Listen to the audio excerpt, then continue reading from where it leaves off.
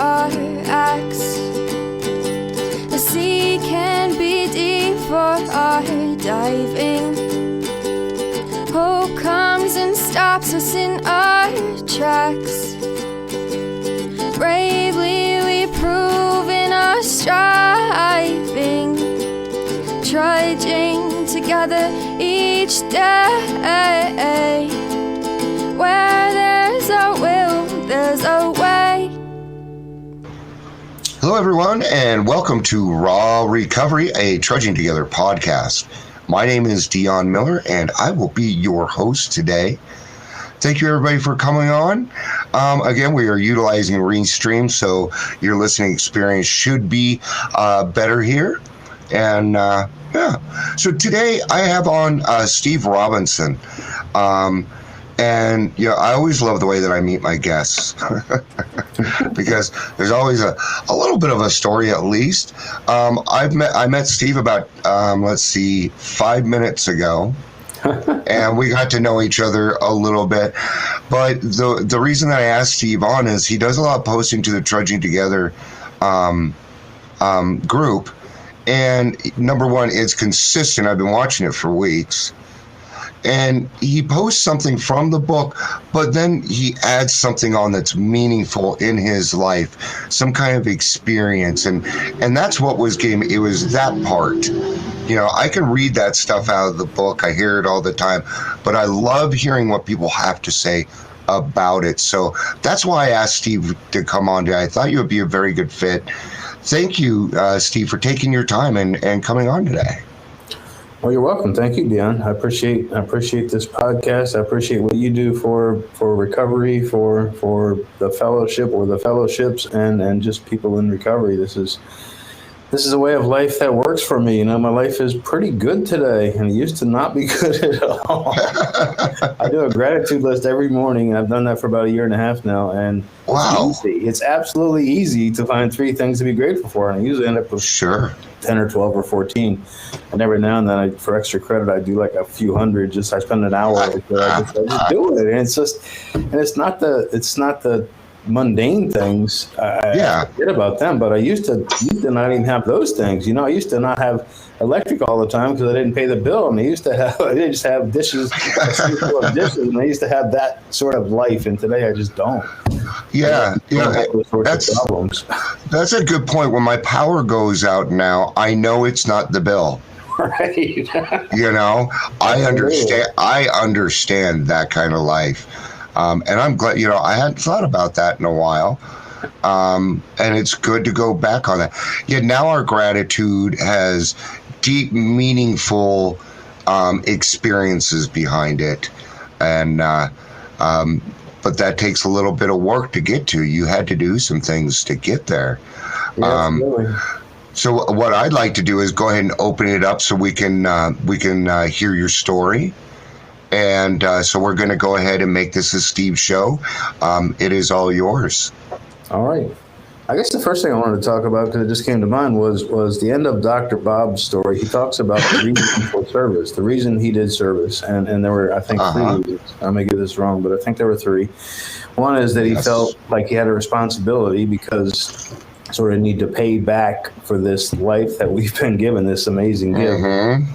2 is that it's fun, and maybe there's a 3rd one, God wants it or something like that. But anyway, there's at least 2 reasons to do this. One is that I really do owe this huge debt of gratitude to AA and to 12 Steps and to other people in recovery at different fellowships, lots of stuff.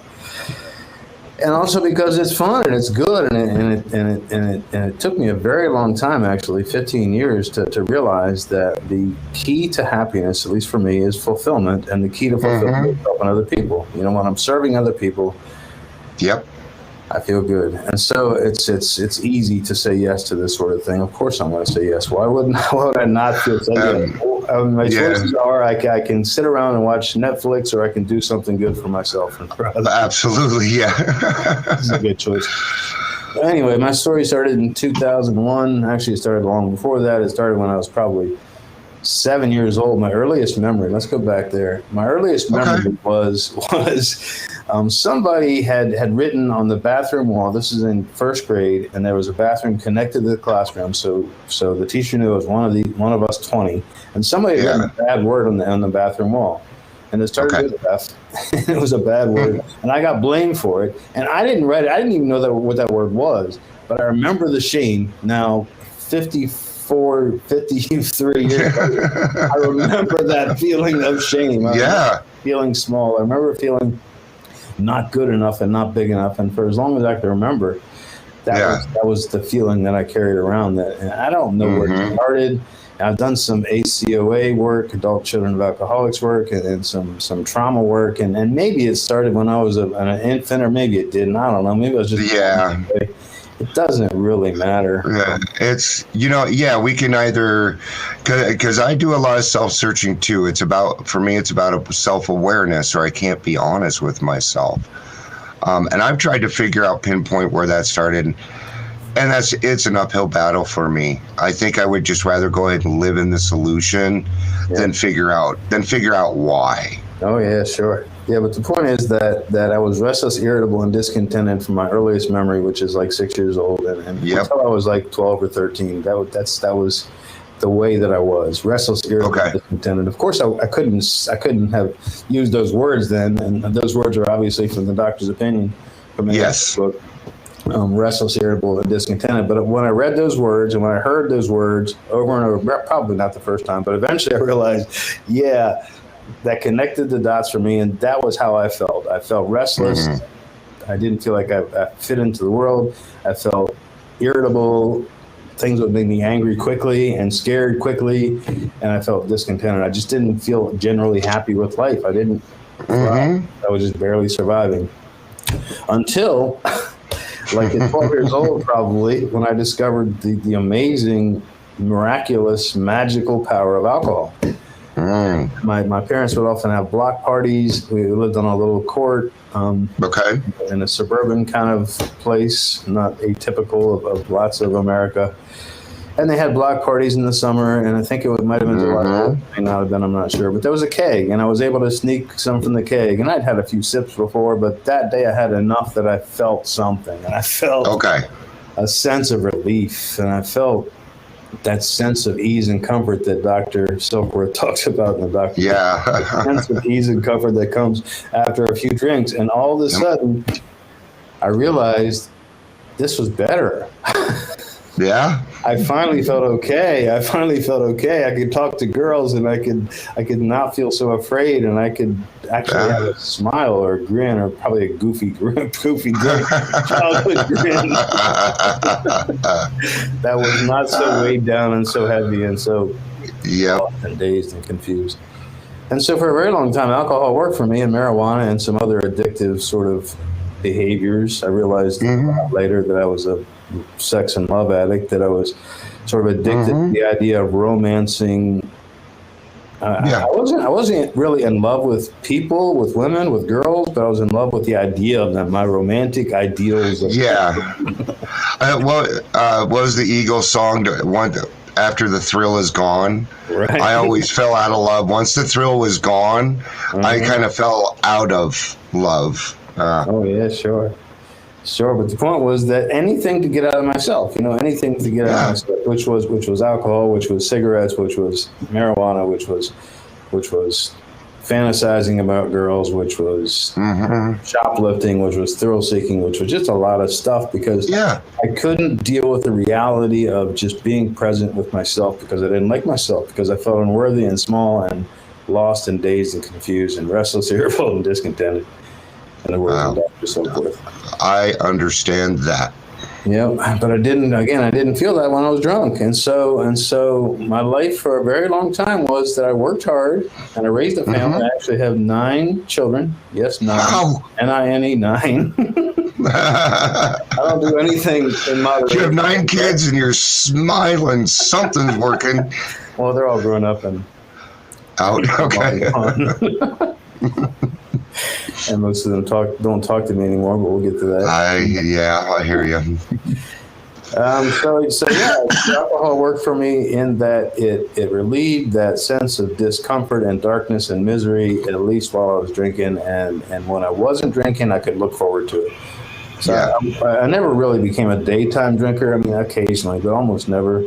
So I held my job and I did okay, but I was always thinking, 3 o'clock, 4 o'clock, 5 o'clock, 5 o'clock, quitting time, let's have a drink. Yep. And actually, we drank at noon, at lunchtime, because I was in a job that I could do that too. So that was sure. Yep. So either I was drinking or I was thinking about drinking. I was thinking about that relief and that sense of ease and comfort and that feeling okay. And if it had stopped there, and my plan was, I realized kind of early in recovery, my plan every day was that I would go out to the bar for a few drinks, 2 or 3, leave by 7 or 8, and I would go home and have a decent night. The reality was that I would go to the bar at 5 or 6. I would stay there until 1 o'clock, last call. In Delaware. And that would be 12 or 14 drinks, and that would be a $200 bar bill. And I would drive home drunk and not remember driving home and wake up in the morning saying, oh my God, I did it again. The reality is, once I have 1 drink, I'm going to have 12. I don't have 3 drinks. If I could stop at 3, I would never have. Then we wouldn't be sitting here. It would have been a problem for me. I mean, normal drinkers can do that. My mom can do that. She can drink a half a glass of wine and just stop. And it's like, why? Yeah, I don't know. I cannot grab the concept. I can't. I've tried. I don't understand it. But God bless them. Yeah, right. So one of our precepts is that we are mentally and physically different than normal people. We don't drink normally. We don't use drugs normally. We don't use women normally. We don't act normally. Yeah. We don't do hardly anything normally because our minds are a little different. At least when we're in active alcoholism or caught up in our addictions. Absolutely. Right. Yeah. So anyway, my story was I did okay at first on alcohol because I didn't abuse it too much, and then I did less okay, and then it drove me to do some harmful things. Okay. Abusing some of my kids, and I wasn't a very good husband, and some of that caught up with me on July 3rd, 2001. I still remember some of that feeling from 20 years ago. When my wife confronted me, my then wife confronted me and said, you have to go. You have done too many bad things to our children and to me, and I'm not going to stand for it, and you have to go. Yeah. And so my first thought and my second thought and my thought throughout that day was, I'm going to kill myself because I'm going to lose my wife. I'm going to lose my kids. I'm probably going to lose my freedom. I'm probably going to be arrested for this child abuse crap. I'm going to lose my business. I'm going to lose my financial standing. I'm going to lose my reputation. I'm going to lose everything that I care about. Wow. Therefore, I'm just going to kill myself. Yeah. And ironically, 11 years later, my dad had done the same thing. He had actually gone through with it, and he killed himself in the woods with a shotgun. Okay. And that became part of my story too. Okay. And so, let me back up a little bit. So throughout the 90s, I had these 2 things that really made me struggle, that made it hard for me to live with myself. And that was part of the reason that I would drink. Part of the reason is simply because I'm an alcoholic, but partly I couldn't deal with this traumatic quandary. And there were 2 of them that I was in. One is that I committed adultery. One of the 9 children was out of wedlock and was with another woman. And I wasn't able to forgive myself. And my religious upbringing told me that I was damned and I was an unforgivable sin. I was going to hell. Right. And the second thing was my dad killing himself. And that same religious upbringing taught me that he was going straight to hell. Or for him. A purgatory Yep. So in my view of things, he was going straight to hell. And I couldn't reconcile that. I couldn't possibly reconcile that. But at the same time, I kind of accepted it. And I kind of lived for my kids. I just wanted to provide well for my kids because my life was over anyway for eternity. Yeah, I understand that. I mean, because a lot of people told me, you got to get sober for yourself. I did not like me. I wanted me dead. Yeah, right. I was only alive because I had made a promise to my wife and kids, man. Yeah. And I used to get up in the morning and swear at God, why am I still here? Yeah, I sort of wanted to be dead, but I sort of didn't. I heard it long ago. This guy who shared, and he said, jails, institutions, and death is what we go to. And I've heard that 100 times at least. But then he said, jails, institutions, or death, or worse. Or worse. And it's the or worse, which is bad. It's that misery, that desperation. That we get to live with. That soul sickness, that trudging through life, this hellish part of life. You know, I was really afraid of going to hell because I was already in hell. My own personal hell. I was already in prison. Yeah, death doesn't scare us. Yeah, I never went to an actual prison, but I was in my own prison. I never. It did, yeah. There's like a lot of younger people come in. The first time I came in, I was 19. Right. A lot of people lose a lot of stuff, but we all lose ourself, and I think that's all that matters. We lost ourselves in this whole addiction, and we need to press that reset button and. Well, not press the reset button, but we need to figure out who we are again. That's going to take time. Absolutely. Some about my bottom was sort of prompted by physical things or the fear of consequences, but it was more just the emotional pain. This emotional pain was totally unbearable, and my only not reasonable, obviously it's irrational, but at the time I thought reasonable solution was to kill myself. Yeah. But somehow a miracle happened on July 4th, Independence Day, 2001, and I found the 12 steps of AA. Okay. So I've been a computer internet guy for a long time, so I had internet access. I actually owned an ISP at the time, internet service provider, so I was definitely a geek. And so I knew what the internet was, and I was able to find, I don't know how I got there. I hadn't even heard of AA. I hadn't really heard of recovery. The only thing I remember was like The Diary of a Teenage Alcoholic, a movie. Yeah. Like that. Wow, I haven't heard about that story in a long, like 20 years. Right. Wow. Right. I have to go back and look that up. Zero knowledge and zero cognitive intent, but somehow I found the 12 steps of AA. Somehow God led me. And I bet you were dial-up too. Yeah, absolutely. Well, actually, I was at the office. I was on the T1, but. Oh, okay. All right. I know what you're. I was a phone technician. Cool. Yeah, I used to install T1s. Yep. Very cool. So yeah, I found AA. I found the 12 steps. I found enough of AA that I found enough hope that day, July 4th, 2001, that I decided maybe there was a solution. Next day, July 5th, 2001, I went to my first meeting. And I met a guy that I had known from business for several years. Okay. And he took me under his wing and he said, go to 90 meetings in 90 days. And he said, read this book. And he said, keep going to meetings every day. And he said a lot of things. And I remember that I brought my son there because I was my oldest son because I was too afraid to go by myself. That's one thing I remember. Okay. Yeah, you know what? I was too. Yeah, because it resonated. And the third thing I remember was the first time I shared, I said, hi, I'm Steve, and I think I might be an alcoholic. Okay. At the second meeting, I said, hi, I'm Steve, and I'm an alcoholic because... Didn't take long, yeah. This is what I was. These people were speaking my language. It's like... Yeah. It's amazing. It's like Dr. Bob said of Bill Wilson. It was the first time that he heard somebody else actually speak his language and actually understand and actually be able to relate. Personal and deep and significant level. I call it. It's like coming home. Yeah, absolutely, exactly right. I came home. And I was home, and I got a sponsor within a couple of weeks. Okay.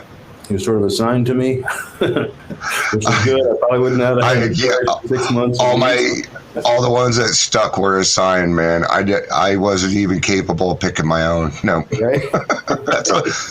And that's okay too, though. It was. Because God picked it for me, and trust me, his pickers was a little bit better than mine at the time. Yeah, so absolutely. Yeah, and so I worked enough of the steps that I stayed sober for 8 years. And I remember my first 4th step, and I remember my first 5th step, and I remember sitting in my then sponsor, actually he's my sponsor again after a bunch of years. backyard, and I remember before I went to that fourth step, I was scared, and I was absolutely convinced that he was going to yell at me or punch me or call the police or and probably tell everybody that I knew, and I would probably have to either kill myself or drive to Nebraska. Yeah, and there's that same fear again. It's that same fear. Right. But at the end of that fifth step, because he said things like, I did that too. And he said things like, I understand. And he said things like, yup, okay. And there was zero judgment. There was no judgment whatsoever. Yeah. And I left that fifth step later. I left that fifth step not thinking I was the worst guy in the world. I mean, I'm not the best guy. I'm not a saint. I definitely did very bad, atrocious things. Absolutely. I'm not the worst guy in the world. I'm not the only person that's done these sorts of things. Yep. Sorts of harmful things to myself and others. I did. And I did most of the harm to the people that are closest to me, my kids. And my So it's not a pleasant thought, but it's a thought that I've come to accept. And after that fifth step, I realized that maybe I'd be okay. Yeah. And then I remember I sort of took a reprieve after that, and I kept going to meetings. And I remember I shared a meeting that I worked the first three steps, and I did the fourth step, and I did the fifth step, and I still don't feel great. Why don't I feel great? And somebody took me aside after the meeting, and she said, have you done the sixth and seventh step? Sixth, seventh. Oh, no. Still holding the rock, dude. Was there more? There's more. I didn't know. How would I know? That same woman with a bunch of years of sobriety. Yeah, what an order! I can't go through with it. Yep. Another moment that she another gift that she gave to me was that I was upset about something. I don't even remember what it was. I'm sure it was a relationship issue, probably. Usually is. But she pulled me aside afterward and she said, "You're feeling feelings." Oh, I actually have to feel these things. I can't numb them. I can't have a drink. Yeah. I can't smoke a joint, and I can't have a torrid affair with some hottie. I can't even fantasize about it because I have to just be present and feel my feelings. Oh. Not easy. So how did you deal with it? What did you do? Especially as a newcomer. I felt the feelings, and I worked step 6 and 7, and I worked step 8 and 9 to the best of my ability. I made some amends, and I still have some amends to make, some financial things, and I've been saving money to pay one guy that I didn't fulfill a contract with, and I'm beginning to make amends with my kids as they're ready for it. I think the best advice I got was that. I was trying hard for a long time to contact them and to push them, and some of them would push back, and somebody told me you just got to give them time, and be a month, it might be a year, it might be a decade. You just got to stop. And I said, okay, when it's time, it'll be time, and God will make it happen. And I've been talking to one of my daughters for 4 months, pretty much every day. And it's amazing, and it's great. And there's a bunch more that I'm not talking to, but I'm not going to focus on that. I'm going to focus on the good in my life, which is pretty substantial. Yeah. And and that's the thing is, unfortunately, it's part of our disease, and I have 4 kids. I have 4 kids also, and. Yeah, when I got to the 9th step, I wanted to be like, oh, I need to talk to you guys. My sponsor was like, no. You're going to do a living amends for them, Dion. You ain't getting off that easy. Right. And he told me, you got to wait, and you're going to have to wait for them to get a hold of you. You'll know when it is.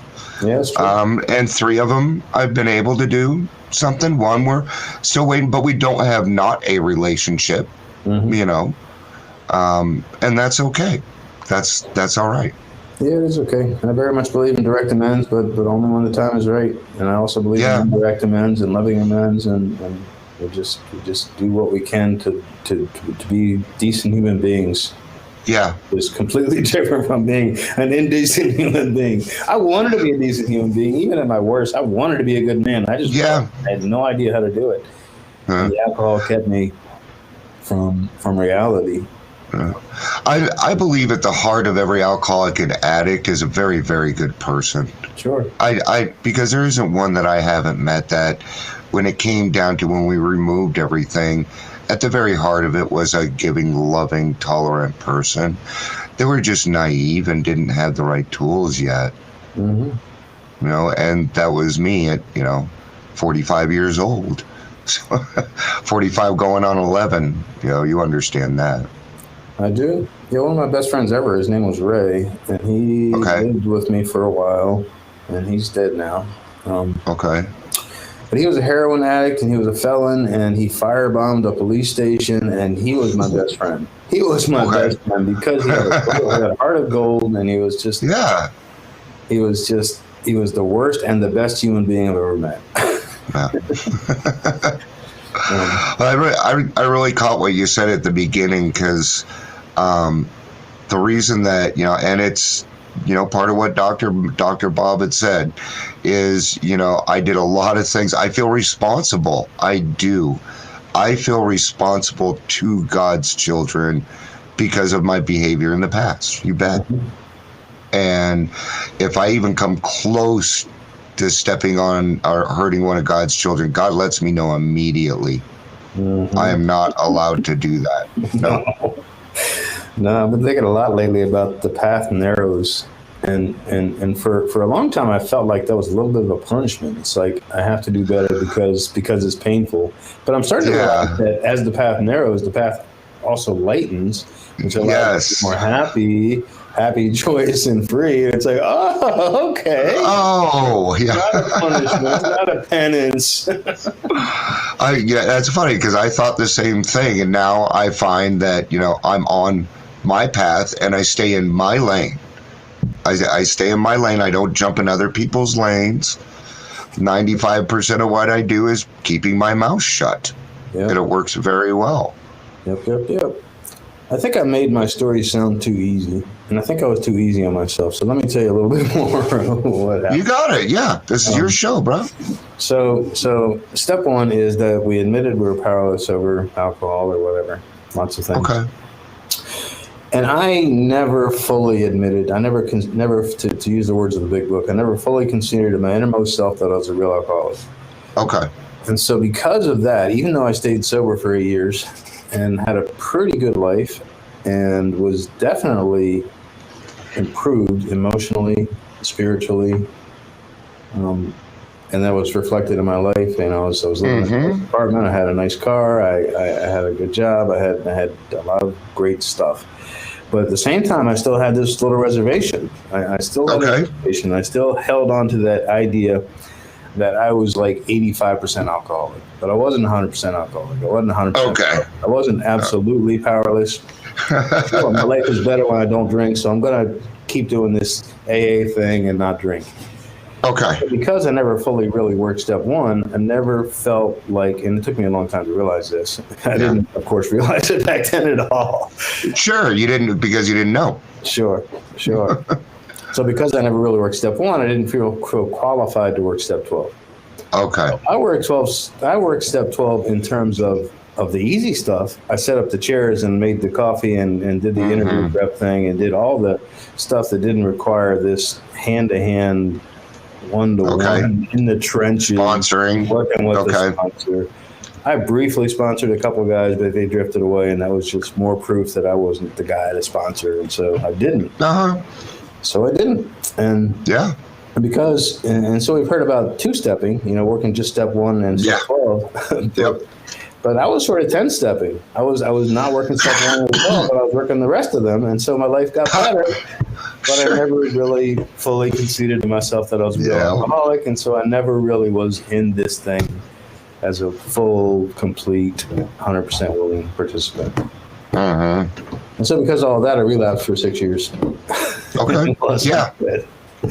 And it wasn't all bad. I mean, to be honest, it wasn't all bad. I still never went to prison. I still never was hospitalized. I still had a house. I wasn't homeless. It wasn't a good house. It was a dirty, old, crappy house, and it wasn't unkept, and it was chaotic. But it was a house, and I had cars. They weren't good cars. One of the tags expired, and the other one was broken down. So I switched the tags, and the cops caught me, and it was just dumb, chaotic stuff like that. Yeah, lots of drama. Yeah, but I survived. You know, it wasn't that bad, but it was. But on the outside, but on the inside for those 6 years, I just progressively moved further and further away from the sunlight of the spirit, and moved further and further away from God, and moved further and further away from the self-respect and self-love that I developed in those 8 years in AA. And so at the end of my 6-year relapse, I was just desperate. And I tried a lot of stuff. I had tried a little bit of psychology, and I had a great life coach, and she helped me some. Awesome. And I was self-employed, and I was trying real hard to put myself into work. But the reality was that, you know, my intention every Monday was, I'm going to work, you know, 50 hours this week to get caught up. And the reality was that I would work like 15, and I would think like 20, and I would feel sorry for myself like 30 and watch Netflix the other 5 or whatever it was. It wasn't a full and productive life because I just wasn't capable. I wasn't emotionally and spiritually capable of being the good man that I really wanted to be. I hardly wanted to be a good man, and I just couldn't do it. I couldn't possibly begin to do it. Yeah. Near the end, I had this idea of radical acceptance, which was a good idea, and still a good idea. Okay. The idea of just accepting absolutely everything. And then that led me to connect the dot to that page 449 at the time, now 17 now, that says acceptance is the answer to all my problems. And then I went and Googled it and read that page. And then it occurred to me that the 12 steps were kind of cool. And I sort of tried to recite them from memory. I got most of them. And it's like, oh, I got some of this. And then I was talking to this guy who coincidentally, I'm making quote marks with my fingers.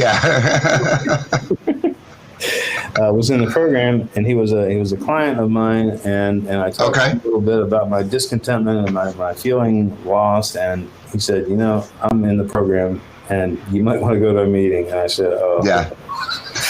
Really? It's crazy how that never had occurred to me. You know, 6 years. Yeah. It didn't occur to me that AA might be the solution again. And I don't know why it didn't, because I have these curious mental blank spots, because I'm an alcoholic, because I'm because I'm insane. I don't know, pick one. Combination of all those and maybe a few others. I just never connected those dots, and I never decided that AA might be the solution. But then one day I got to enough psychic pain, enough miserable darkness and dankness that I needed to try something else, and the life coach wasn't enough, and the spirituality wasn't enough, and the philosophy wasn't enough, and none of that stuff, and the working hard wasn't enough. None of it was enough, because none of those things really addressed my 2 fundamental issues. One is my extreme self-centeredness. All I ever felt about myself. And 2 was my continued use of alcoholism, which it turns out exacerbates that self-centeredness. And the self-centeredness makes me want to drink, and the drinking makes me more self-centered, and stuck in that crazy addictive alcoholic state. That vicious cycle. That's exactly it. For a very long time, until I went to one meeting and I said, hey, I'm back. It was so hard and so scary. It was. And I didn't hear much, and I don't know what I said. I think I probably shared that I was a newcomer and got a 24-hour chip, but I don't even remember. I was in such bad shape. And for a few weeks I did it. I just kept going to meetings, and I was still in bad shape. I didn't understand what I was hearing, but I felt home again, at least a little bit. And before too long, I had made that realization that I was absolutely powerless. Absolutely powerless. And it really came home like 6 months later when I heard this guy speaking. He had, 20 years sober, and he talked about powerlessness. And he used that term, absolutely powerless. Yeah. Absolutely, 100%, 100%. I'm not mostly powerless. And I said, really? Is that what powerless means? It doesn't mean mostly powerless. No, it's really completely 100% absolutely powerless. Yep. And so I thought about that after that meeting, and I realized that I had never before in those previous 8 years, conceded to my innermost self that I was a real alcoholic, and that day I did. Yeah. And part of that, honestly, was because my bottom was, at least in the physical plane, not that low. I wasn't under a bridge, and I wasn't in a rehab, and I wasn't in a detox. But emotionally, my bottom was as bad as anybody else's, I'm sure.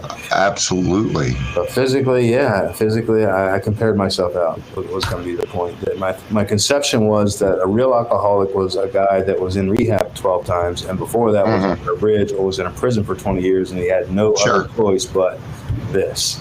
Yep, that's what TVs and movies and life tells us. Absolutely. Yep. And a lot of people in meetings do fall to that level, but sure, I did. Not all of us. Yeah. We don't have to.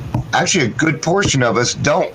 Right. 80% of us don't live under bridges. Most of us still have our homes, which is, I think, great news. Yeah, I think you're right. Yeah. But I remember that it's a not yet.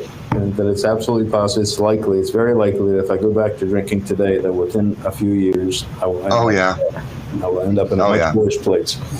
Maybe or maybe not under a bridge, maybe or maybe not in prison, but those two things are very, very possible. Yeah, oh yeah. Right. There's some yets out there waiting for me. No, thank you. Yeah, so that was a huge realization that I was 100% powerless, and that allowed me to more thoroughly work all 12 of the 12 steps and to throw myself into service. And I became a big book thumper for a while, and I led some people through the steps, and I was in a couple of step groups, and I was just nice. Really, can't think of the word excited. I was thinking of a better word, but it doesn't come to me. I was just excited. I was all in to recovery. I was doing meetings every day, and I was helping people, and I was getting phone numbers, and it was good. And then I eventually realized that the key for me to happiness is fulfillment. And the key to fulfillment is sort of twofold for me. One is living my purpose, and two is helping other people. Yep. And for a long time, I was confused by the end of step 12 when it says, step 11 when it says, seeking God's will. Yeah. Obtaining of God's will. Seeking only knowledge of God's will and the power to carry that out, something like that. But and I struggled like a lot of us do, I've heard a lot of us do in the meetings. What is God's will for me? What is God's will? How could I ever possibly know God's will? It's got to be too big and too mysterious, and there's no way I'll ever get it, and it's so hard. And then one day I realized, oh my goodness, it's in step 12. It's in the very next line. It's in the next line. That's God's will, to stay sober and help other alcoholics, to carry the message, to practice these principles in all my affairs. Oh, that's God's will? And then what are these principles? And I realized these principles maybe are just these 12 steps. And maybe beyond that, it's these 12 steps and the 12 traditions and the 12 concepts of service and just the basic idea of just being a decent human being and things like honesty and willingness and humility. And if I can use those sorts of spiritual principles to the best of my ability in all aspects of my life, I have really good days. Not that I do that every day. Some days I don't do it all day long. Yeah. Pretty much every day. I don't think I've had a single day when I've been perfect, but I've had maybe a few minutes here and there. Sure. A few minutes here and there where I haven't had a bad thought and I haven't hurt anybody. Yeah. Right. But the point is that this is not that complicated once we've gone through it. It's extremely daunting and complicated when we first get here and we look at these steps. It's like, oh my goodness, they're big on a wall, like 6 feet tall. Oh my goodness, and it's God with a capital G, and we know what that means, and him and his with a capital H, and it's like, oh, that guy. That's the guy about sin. That's the guy that wants to condemn me to an eternity of fire, and I'm supposed to trust this guy, sure. Yeah. But is your concept of a higher power? I'm presuming it's different now than it was when you were growing up. And that was. I mean, I've come to understand that like took a lot of that changed by going to meetings. Okay. A lot of that changed by just hearing other people. I remember one person specifically. Her name was Wendy. She's not with us anymore, but she was an amazing person, and she was diminished mentally because she had some head trauma, but she had this amazing, bright, extraordinary spirit, and she would always say, God is love. And other people would say that, but from her, it just had this.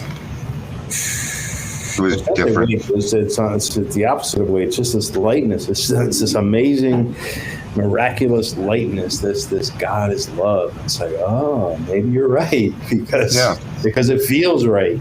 Because it feels right. And if God is love, maybe God forgives, and maybe God actually loves me instead of just Wendy and good people. Yeah. Maybe God loves everybody equally. And part of it was this recognition, this idea, this model of God as Father and God as parent, right? Because I know what it feels like to love my kids, even though I did some harmful things. But I'm not God. I'm human, so I did some harmful things. But I felt love, and I understand what some of what God might feel for me, because as a parent to me, if I am His son, then He loves me as I love my kids, and so. Those sort of things allowed me to realize. Another thing was she was a sort of a recovery. Can't think of the word. Sometimes words elude me. My mind is going. She like a recovery coach or a professional or? Yeah, professional. Okay. Anyway, she suggested the idea that God made religions culturally acceptable. And that made a lot of sense to me. That made room for lots of religions. So religion is perfect for the people who practice Hindu in those countries. And Buddhism is perfect for those people who practice Buddhism. And Catholicism is perfect for those people who practice Catholicism. And for each of us and for different cultures, there are different religions, and none of them is right and none of them is wrong. They're just different because they're different. But they're the same because they're the same. And they're the same, at least in my mind, the same God, it's the same love, it's the same forgiveness, it's the same sort of spiritual principles. It's things like humility and honor and trust and truth. And so, to answer your question, my conception of God has changed immensely and continues to change immensely. Somebody recently turned me on, my grant sponsor, to Kurt Gödel's Mathematical Proof of God. Okay. And I'm just beginning to research it and read it, but it seems like mind-blowing, cool stuff. And then I found where this other guy published a book called Einstein's Walks with Gödel. So it's two super geniuses in their philosophy. Yeah, and that sounds like that's down your alley too. And that's what's so cool about recovery is, if you want to learn about it a different way, there's books out there for you. That the verbiage in the big book is put in there so that this overcomplicated mind can understand it. Because otherwise I won't understand it, because it's another alcoholic talking to another in that book. And I have to, this is what I love about recovery. You walk into a meeting, we meet you where you're at. We don't expect you to meet us where we're at. And that is unconditional love. That is God working in my life. And I felt like God was probably my first successful relationship. And now I base my other relationships off of that.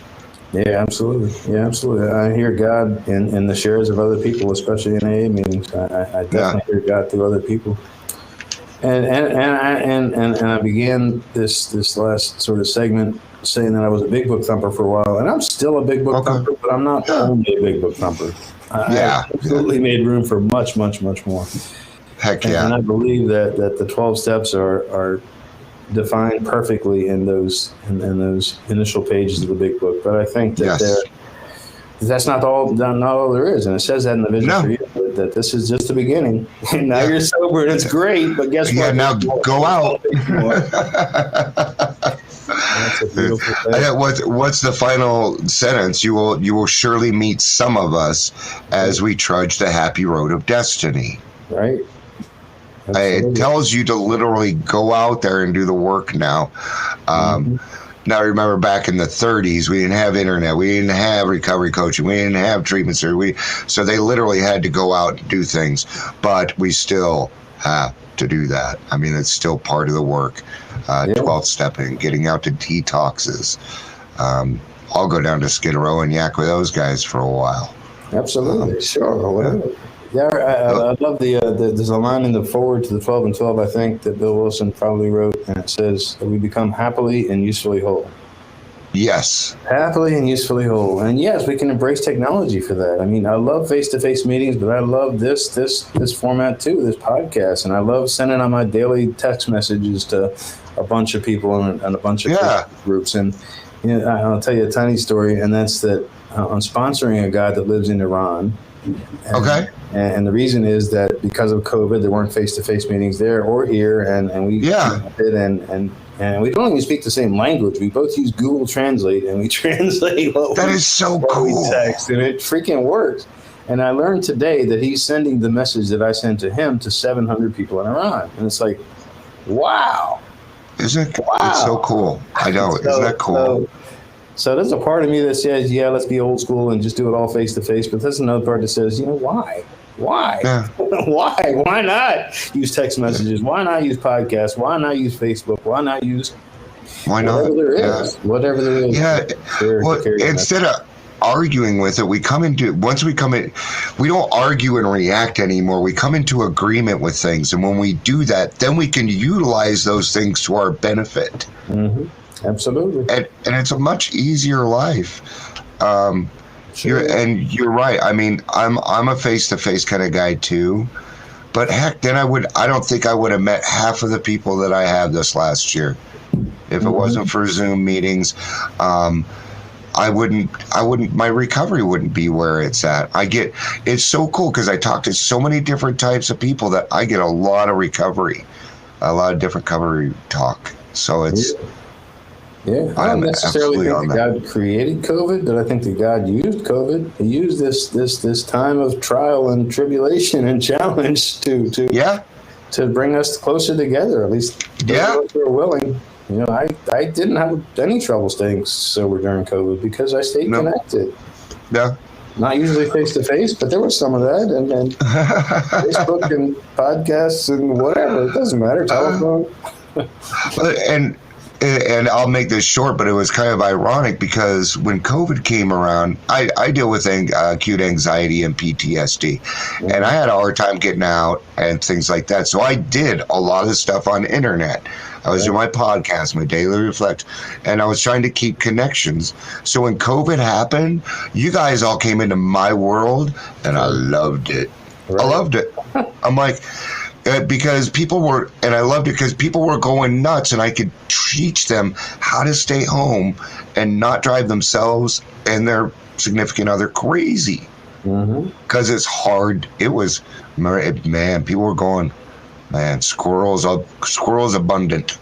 Yeah, it's kind of 24/7. You know, when I go to meetings, it's like 3 or 4 a week, so it's like 4 hours a week. But I'm on my phone or my computer all day, and it's almost never more than an hour or two that I don't converse with somebody else in recovery. It's just constant. It's just constant. Yeah, it's message or Facebook message or whatever. And that works real well for me because my forgetter works great. Oh, yeah. Yeah. Why do you repeat this stuff? Wait a year. I use the term drift. I'm pretty good at noticing when I drift away. You know, if I drift from meetings and service and recovery for more than a few hours even, I start to feel not great. And if I drift for a few days, I'm going to start thinking about drinking. If I a few days would be... I'm definitely going to drink. I proved it. I've had 2 relapses, and I proved that that's what I do. If I'm not spiritually fit, if I'm not in the solution, I'm going to drink. This is a better choice. Much better. I don't know. I don't know what made me think that it was okay to step out of the sunlight of the spirit, but I did. I did too. You know, and it ain't going to happen today. I know that. Not today. Sure. Today I'm 100% sober. 100%. Heck yeah. Steve, thank you so much. This was a lot of fun. Yeah. It's been good. It's been great getting to know you. Do you have any parting words of wisdom that you want to pass on?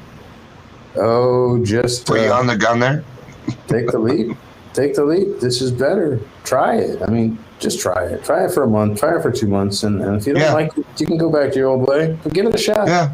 Give it a real shot. It works. Works for me. I agree. Yeah, 30-day challenge. You know, give yourself a chance. And I think that's a good way to wrap up. You know, the cards are kind of stacked against us in this disease. Yeah. And, you know, it's not our fault that we have a disease. Yes, we're going to take responsibility for our actions, so don't think that. But it's not our fault. And once we put down the rock, quit shoveling blame everywhere, and start working with acceptance, our lives change immediately. It can happen very quickly. And I can tell you this, God does not require much of you to come in to ask him. All you have to do is ask or be willing. I agree 100%. So, it's my experience too. Thanks, Dion. You are absolutely welcome. All right, my listeners, thank you for being here. This has been another episode of Raw Recovery. I love you guys. You know I do. Peace out and have a day.